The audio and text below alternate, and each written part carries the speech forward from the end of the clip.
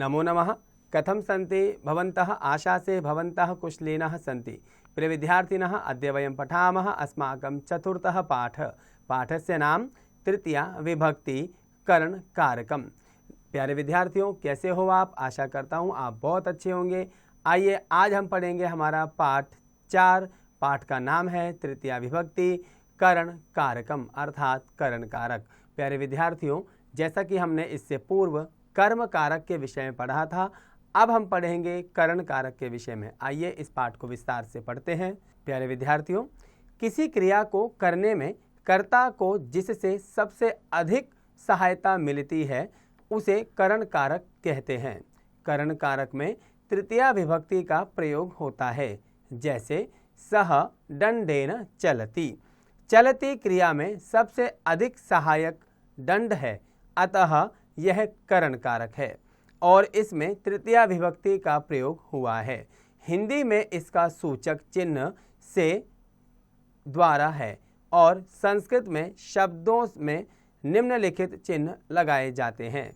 प्यारे विद्यार्थियों, एक वचन, द्विवचन, बहुवचन। पुल्लिंग बालेन बालाभ्याम बालहि। स्त्रीलिंग लतया लताभ्याम लताभि। नपुंसकलिंग चक्रेण चक्राभ्याम चक्रहि। प्यारे विद्यार्थियों, आप इसको जरूर याद कीजिएगा। आइए उदाहरण के माध्यम से समझने का प्रयास करते हैं। अमनः कलमेन लिखति अर्थात अमन कलम से लिखता है। तो यहाँ पर कलमेन कलम शब्द है जिसमें तृतीया विभक्ति एक वचन का प्रयोग किया गया है। आइए अन्य उदाहरण देखते हैं। महिला हस्ताभ्याम वस्त्राणि क्षालयति अर्थात महिला 2 हाथों से कपड़े धोती है। प्यारे विद्यार्थियों, जैसा कि इस पाठ में समझाया गया था कि क्रिया जिसके माध्यम से सबसे ज़्यादा होने को होती है उसी को करण कारक कहते हैं, अर्थात जो क्रिया में सबसे ज़्यादा सहायक होती है। तो यहाँ पर कपड़े धोना और धोने की क्रिया हाथ के माध्यम से सबसे ज़्यादा हो रही है, इसीलिए यहाँ पर हस्ताभ्याम हमारे हाथ 2 हैं, इसी वजह से यहाँ पर द्विवचन का प्रयोग किया गया है। आइए अन्य उदाहरण देखते हैं। बालः अम्बया सह गच्छति अर्थात बच्चा माँ के साथ जाता है। शशकः पादै धावति अर्थात खरगोश पैरों से दौड़ता है। कृषकः हलेन क्षेत्रम कर्षति अर्थात किसान हल से खेत जोतता है।